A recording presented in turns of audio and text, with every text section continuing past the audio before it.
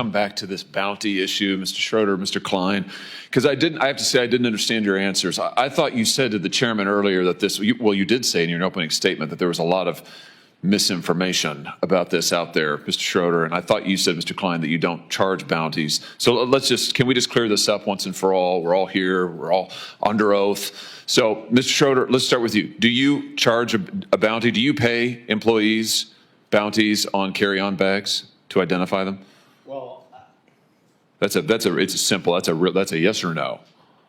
I wouldn't characterize it as a bounty. Do you charge them, do you pay your employees a fee? Do you incentivize them to go pick out bags from people getting on planes and kick them off the flight? Just yes or no? We charge them an incentive. Okay, that's a yes. Mr. Klein?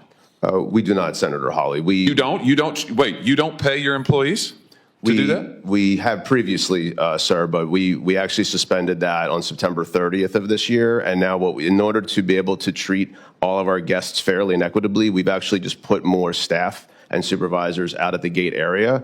And they're the ones that are still making sure that everyone's treated fairly and equitably, which is the point behind these kinds of programs. But we have removed that program as of September 30th. Oh, interesting. So let's come back to you, though, Mr. Schroeder. So how much have you paid your gate agents to enforce your carry-on bag policy, to pick people out of the line like the chairman's video show? I mean, you guys do appreciate that flying on your airlines is a disaster, don't you? I'm slightly amazed by the general attitude of all of you here. Flying on your airlines is horrible. It's a terrible experience. I mean, I say this as a father of 3 young children, but I can't tell you, nobody enjoys flying on your airlines. It's a disaster.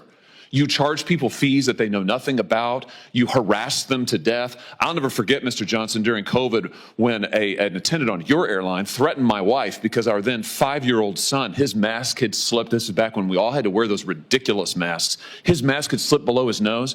This flight attendant came up to my wife and said, if she didn't keep that mask over his nose at all points on this 4-hour flight, she would personally see that my wife was banned from flying. This has happened over and over to families. It's terrible.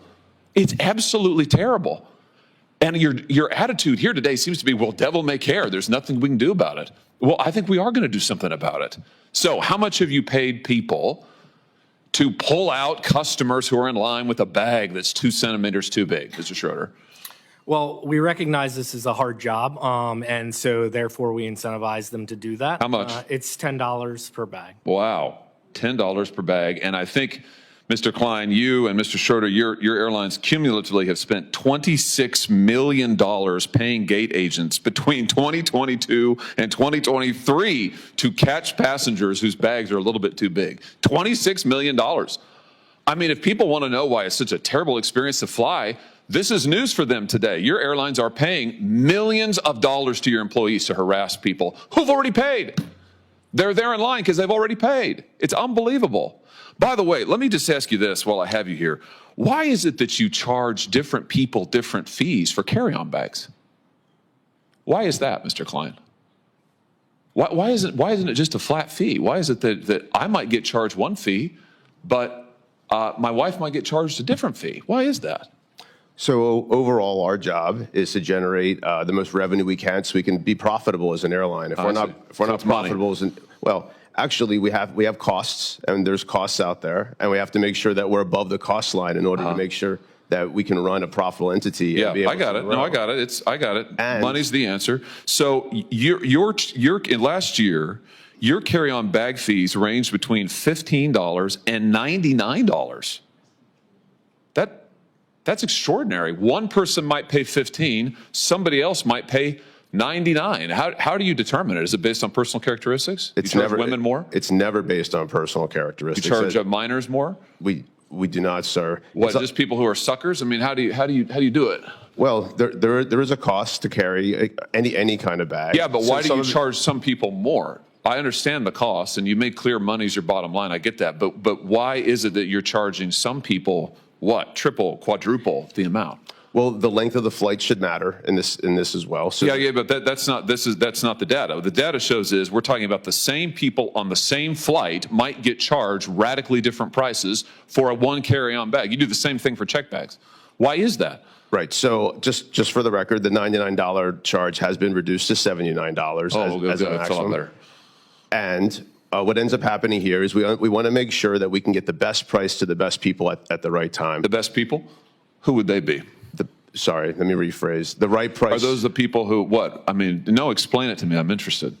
Who are the best people? Well, that was the misstatement, sir. What we're trying to do is get the right price at the right time. And what that also means is making sure that if someone's on a flight that's now filling up, and we have a lot of, as we talked about, unbundled pricing. And they get screwed? So like if you have the misfortune of having to book your flight at the end because maybe something's been canceled, then you're going to get screwed. Is that what you're telling me? You're not one of the best people. Are you referencing just fares? I'm just responding to your testimony. I'm listening to you, and you just said as a flight's filling up, you're going to get charged more. Not always. Sometimes you'll get charged less. Exactly. Right. Sometimes. Right. But you'll never know. Right. That's the beauty of it. It's like Russian roulette. Flying on the airline is. I would disagree, you have no idea in the world. I would disagree. Wait, no idea. You just said it. It's very transparent. We'll have it. Listen, there'll be a transcript generated, and I'll send it to you with a bow on it. You can read your own testimony just now. You have no idea what the fee is going to be ever. Mr. Schroeder, what about you? Your airline charges, sometimes it's $0 for a bag checked. Sometimes it's $99 for a bag checked. On a first, sorry, that's carry-on. Excuse me, carry-on. For checked bag, it could go from $0 to $138. Who knows what it's going to be? Why do you vary it so much? Is that fair to the consumer?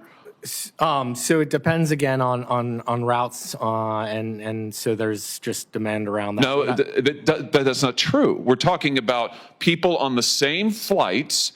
Their prices may vary by huge astronomical percentages. Why is that? Well, that happens on airfare as well, and it does. I want to talk about that next. I'll explain the model and how we think about things. So increasing ancillary historically has brought the fare down, and I brought up earlier that nearly 50% of people are not paying for a bag or a seat. We are providing options that people are deciding whether they want that or not.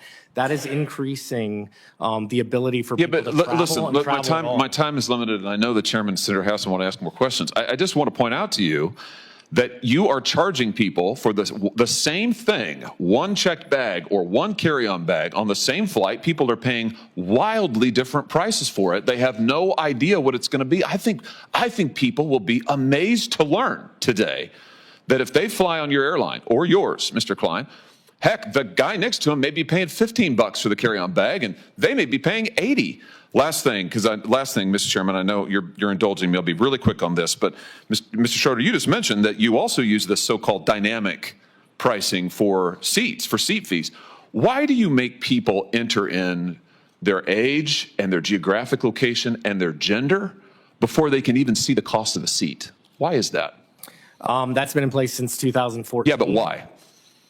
It's because you're using those personal characteristics to generate the fees? No, absolutely. To generate the prices? Well, then why else do you require it? Mr. Klein, you do the same thing. Why is the gender relevant to what the seat is? This is all information that's needed in order to complete the transaction. No, it's not. Delta doesn't do it.